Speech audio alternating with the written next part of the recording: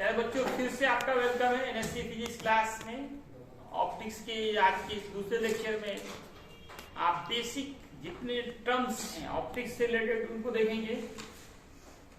सबसे पहले what is ray of light. पहला सवाल उठता है कि इसमें रे ऑफ लाइट क्या है। आपने क्या पढ़ा था पिछले लेक्चर में? लाइट सीधे पाथ पे चलती है। तो लाइट जिस पाथ पे चलती है उसी पाथ का नाम है ray of light. The path on which light waves propagate.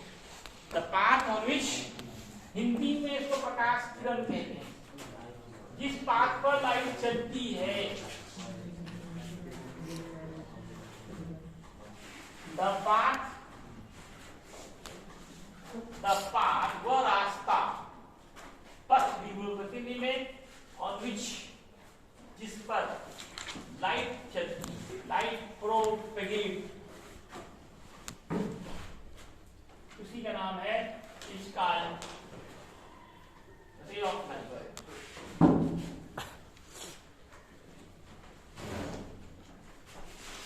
प्रकाश जिस पथ पर गमन करती है, जिस पथ पर गमन चलती है,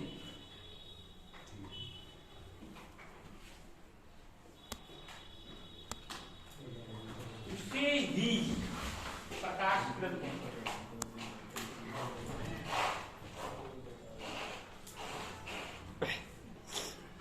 एक स्ट्रेट लाइन खींचेंगे और उसमें हम लास्ट में तीर रखते हैं। This is the symbol of ray of light. ये सिंबल हो गया किसका? रे ऑफ लाइट, प्रकाश किरण का चिन्ह। अब देखो आपने पढ़ा होगा 10th में ही beam of light. Very good. Hindi में बचे प्रकाश पुंज।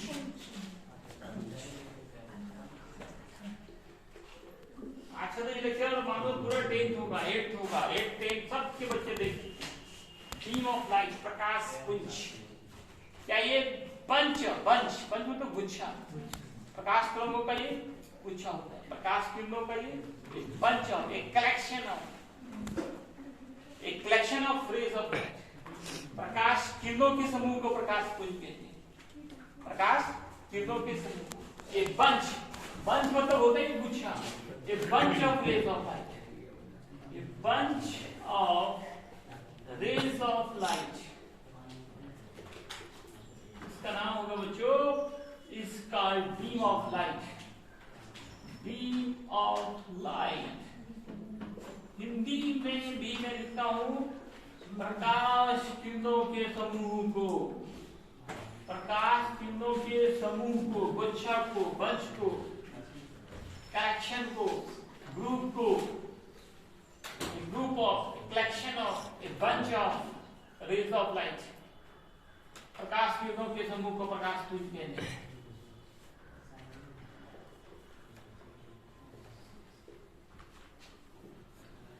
अब इनके टाइप की बात करते हैं। How many types? You know? 3 types.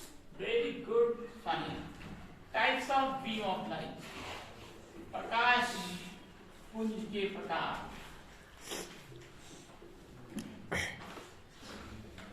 प्रकाश पुंज के प्रकार।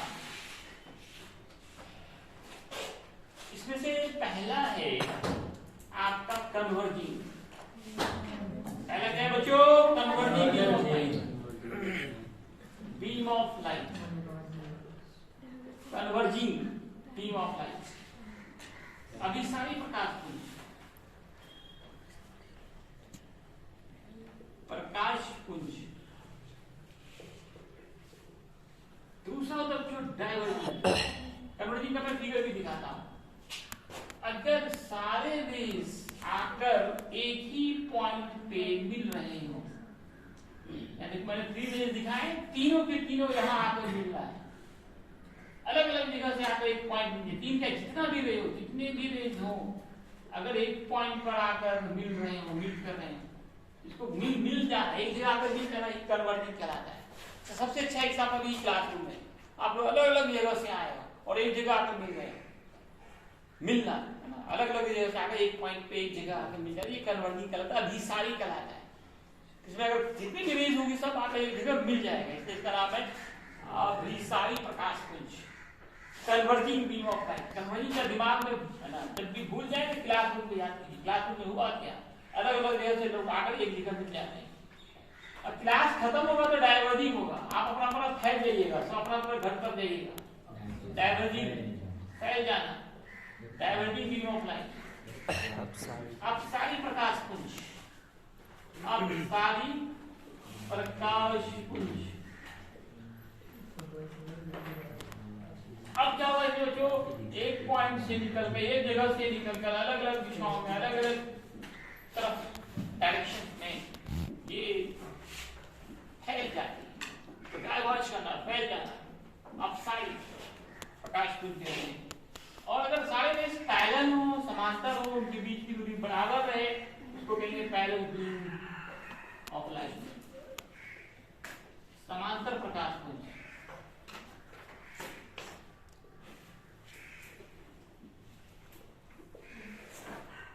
जितने भी रेज हो सब पैरेलल हो और एक जगह पे मिल जाए, ये पैरेलल हो गया। ऑलवेज आर पैरेलल फिक्शन है, तो ये पैरेलल बीम ऑफ लाइट कहलाती है। तीन तरह के बीम ऑफ लाइट है, जिनका बार बार यूज होगा ऑप्टिक्स में। खास कन्वर्जिंग और डाइवर्जिंग की बात बार बार करेंगे, कन्वर्जिंग और डाइवर्जिंग। कन्वर्जिंग मतलब एक जगह मिलना, कन्वेक्स लेंस को कन्वर्जिंग लेंस कहते हैं, कनकेव मिरर को कन्वर्जिंग कहते हैं। इनमें अवतल दर्पण और उत्तल लेंस, ये दोनों हमारा कन्वर्जिंग है, इसमें रेज आगे एक जगह मिलती है। और उत्तल दर्पण और अवतल लेंस ये डाइवर्जिंग है, वो फैल जाते हैं उसमें। आप कैसे वो आप सब देखेंगे, आप इसी में देखो। अब हम एकदम बिल्कुल बेसिक से उठा रहा हूँ आपको, अपने एबीसीडी से शुरू कर रहा हूँ ऑप्टिक्स का। Types of objects according to producing of light, types of object according to producing, produce करने का, according to producing of light, producing of light. प्रकाश की उत्पत्ति के आधार पर, प्रकाश के उत्पत्ति के आधार पर पदार्थों के प्रकार,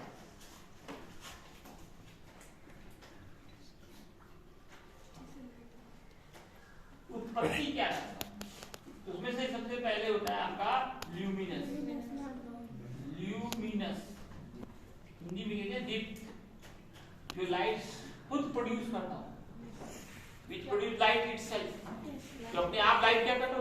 जैसे एग्जांपल में आप सन के बारे में, द सन, स्टार्स, मून नहीं आता है इसमें, मून इज नॉट ल्यूमिनस, वो लाइट प्रोड्यूस नहीं करता है, वो रिफ्लेक्ट करता है, वो नॉन ल्यूमिनस में आएगा। बल्ब उसमें आ सकता है आपका ल्यूमिनस में, ट्यूबलाइट आ सकता है, एलईडी आ सकता है ल्यूमिनस, तो लाइट प्रोड्यूस कर रहा है। जो लाइट प्रोड्यूस नहीं करे वो नॉन ल्यूमिनस, सिर्फ रिफ्लेक्ट करेगा। चांद जो है रिफ्लेक्ट करता है सूरज की लाइट को, तो अदीप्त देते हैं। एग्जांपल सबसे अच्छा मून, बड़ा कंफ्यूज होता है लोगों को मून के बारे में। चांद, जितने भी प्लैनेट हैं, जितने भी सैटेलाइट्स, ग्रह ग्रह ये सब उसके अंदर आते हैं, नॉन ल्यूमिनस, अदीप्त, अदीप्त, दीप्त हो गया दूसरा अदीप्त, पीछे आ रहा था।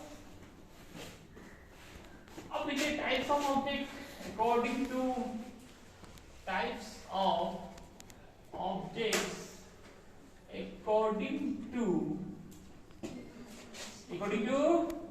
अब नेक्स्ट होगा आपका passing of light, passing of light, passing of light,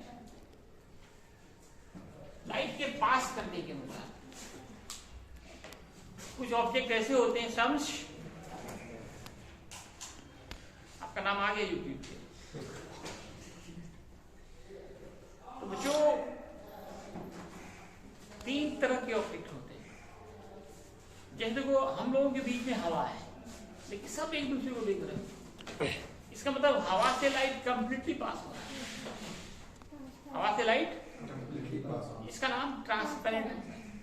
glass हो बिल्कुल साफ हो, ग्लास हो तो बिल्कुल आर पार दिखेगा, पानी बिल्कुल साफ, कोई गंदगी नहीं हो तो आर पार आपको दिखता है। जिससे लाइट कंप्लीटली पास हो, एक तो वो है, उसको ट्रांसपेरेंट कहते हैं, हिंदी में पारदर्शी कहते हैं, सब बचपन में पढ़ा होगा। और जिससे लाइट हल्का हल्का पास हो रहा हो, जैसे ये ग्लास देखो गंदा है ना, कलर्ड ग्लास है, गंदा है, या कलर्ड ग्लास हो या डिजाइन किया हुआ ग्लास हो, तो उन सब से, या घिसा हुआ ग्लास हो, उससे लाइट थोड़ा थोड़ा पास होता है, पार्शियली, उससे थोड़ा थोड़ा दिखेगा, हल्का दिखेगा, पूरा साफ साफ नहीं दिखेगा। उसको आप कहते हैं ट्रांसलूसेंट, पारभासी या अल्प पारदर्शी, अल्प थोड़ा दिखता है। अब बताओ इस दीवार के पीछे क्या दिख रहा है, उस दीवार के पीछे क्या दिख रहा है, नहीं ना दिख रहा है। तो जिसे आर पार लाइट बिल्कुल नहीं जाए, दिखे ही नहीं आपको, उसको क्या कहेंगे, ऑप्टिक। तो तीन तरह के सब्सटेंस होते हैं according to passing of light. एक तो आपको बिल्कुल आर पार दिखाई दे, उसको आप ट्रांसपेरेंट, हिंदी में बोलते हो पारदर्शी, आर पार दिख रहा है पारदर्शी बोलते हैं। एग्जाम्पल में आप हवा ले लो, ग्लास ले लो, प्योर वाटर ले लो। दूसरा ट्रांसलूसेंट, अल्प पारदर्शी है, अल्प से ज्यादा समझ में आ रहा है, अल्प थोड़ा होता है, थोड़ा थोड़ा दिखेगा, अल्प पारदर्शी। एग्जाम्पल में आप लिख सकते हो कलर्ड ग्लास, कलर्ड ग्लास, घिसा हुआ कांच, स्लाइडिंग ग्लास, गंदा पानी, ट्रेसिंग पेपर, ये सब ट्रांसलूसेंट है, थोड़ा थोड़ा दिख रहा है। और कुछ है जिससे बिल्कुल नहीं दिखता है, बिल्कुल आपका कुछ भी नहीं दिखता है, इसको ऑपेक कहते हैं, अपारदर्शी, अपारदर्शी, बिल्कुल आकार कुछ दिखे ही नहीं आपको। इसमें आपका ब्रिक आ सकता है, और क्या है, स्टोन, पत्थर, और क्या है, ऊंट, लकड़ी इत्यादि। तो ये तीन तरह की ऑब्जेक्ट होती है। अब हम फिनोमेना ऑफ लाइट की बात शुरू करते हैं। कौन कौन सी, इसमें से सबसे पहले बात हम लोग रिफ्लेक्शन ऑफ लाइट की बात करेंगे। पहली घटना प्रकाश का जो हम लोग पढ़ने जा रहे हैं वो प्रकाश का परावर्तन है। हर कोई पढ़ के आया है, 6 में पढ़ा, 8 में पढ़ा, फिर 10 में पढ़ा। प्रकाश का परावर्तन नहीं पढ़ा तो अभी पढ़ लीजिए। जानते हो कोई definition, what is reflection of light, क्या होता है?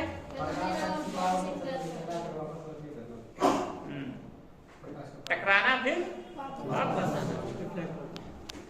आप इंग्लिश में बोल सकते हो एक लाइन में, एकदम शॉर्टकट डिफिनेशन जो आसानी से आप याद कर सकते हो, अभी याद कर सकते हो हर कोई। Bouncing back of light, Hindi वाले भी इंग्लिश में थोड़ा एक लाइन इंग्लिश बोलोगे तो वैल्यू बढ़ेगा।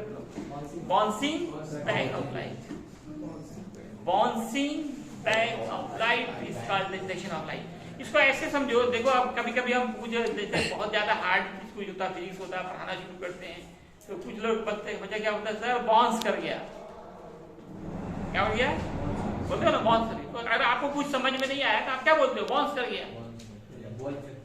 बॉल समझ में नहीं आया था, बाउंस कर गया ना।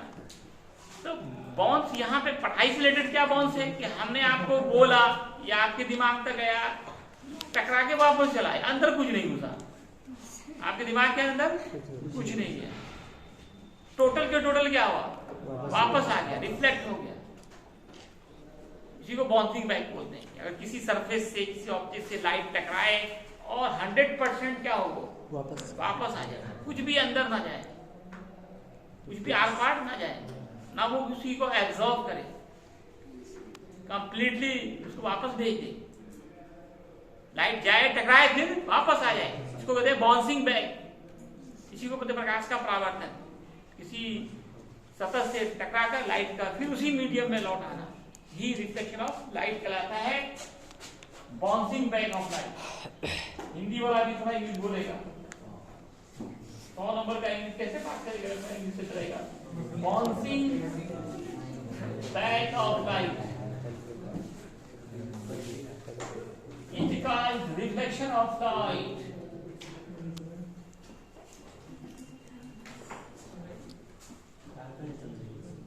आप हिंदी में बोल सकते हो प्रकाश तरंग का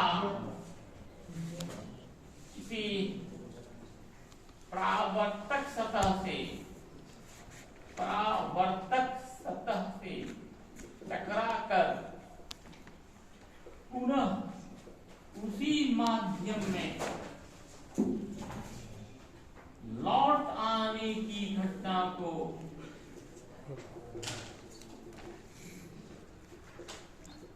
प्रकाश का परावर्तन कहते हैं।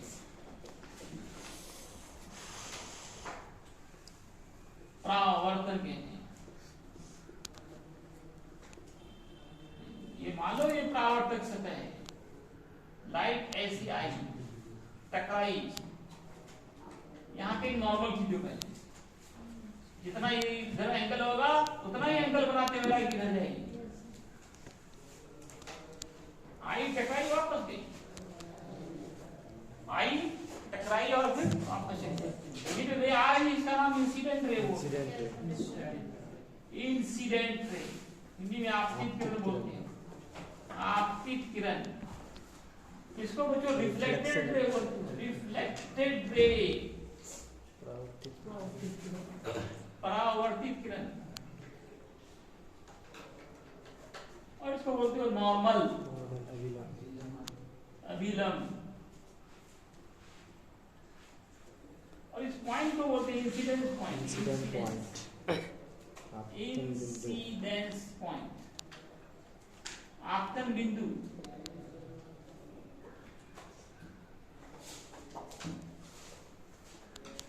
ये आपका एग्जाम्पल है रिफ्लेक्शन ऑफ लाइट। आया, टकराया, फिर वापस। देखिए इधर से आ रही है, टकरा रही है और फिर वापस जा रही है, इसी को बोलते हैं रिफ्लेक्शन ऑफ लाइट। इनके लॉ याद रखना है, याद नहीं होगा laws of reflection of light.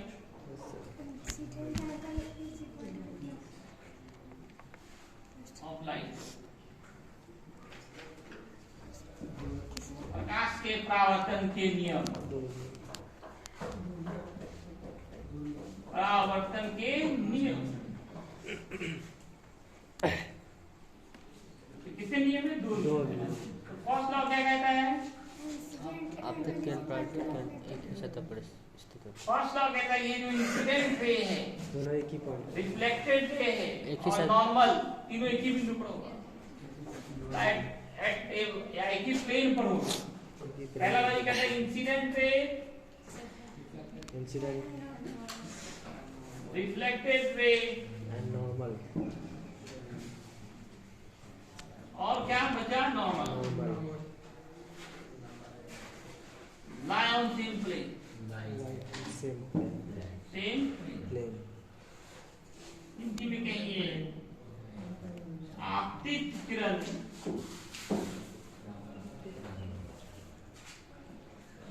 परावर्तित किरण